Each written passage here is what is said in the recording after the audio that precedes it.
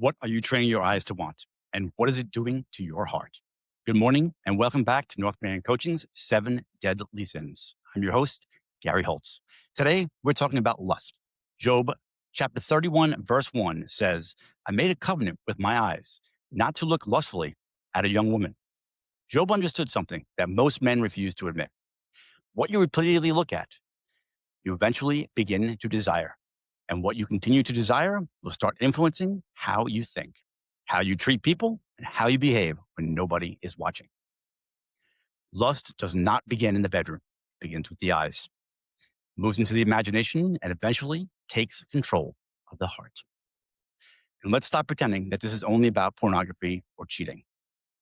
Lust happens whenever you reduce another human being to something that you can use for your own satisfaction. You're no longer seeing someone's humanity. You're only seeing what they might give to you. Whether that be attention, validation, excitement, sex, or even escape. A disciplined man doesn't pretend temptation does not exist. He recognizes it and decides beforehand who he will be when it shows up. That's why Job made a covenant, not a suggestion, not a goal, not a promise to try harder next time. He established a boundary before temptation arrived.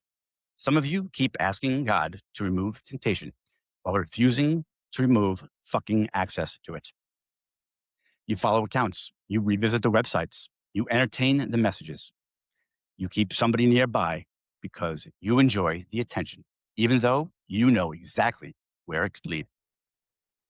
Then you call it a mistake when it finally cost you something. It wasn't one mistake. It was a series of undisciplined decisions. So here's today's challenge. Identify the doorway that you keep leaving open. Fucking close it. Unfollow it. Delete it. End the conversation. And then tell somebody that you trust. Stop protecting the very thing that is destroying your discipline.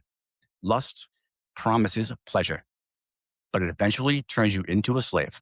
Freedom begins when you stop feeding, but you keep asking God to help you defeat. The way you look on the outside is a direct reflection of what is happening on the inside. I'm Gary from Northman Coaching. If you are ready to stop hiding and start becoming the man God called you to be, then visit northmancoaching.com and join the brotherhood. Stand firm, walk humbly, and leave the legacy. I will see you next time.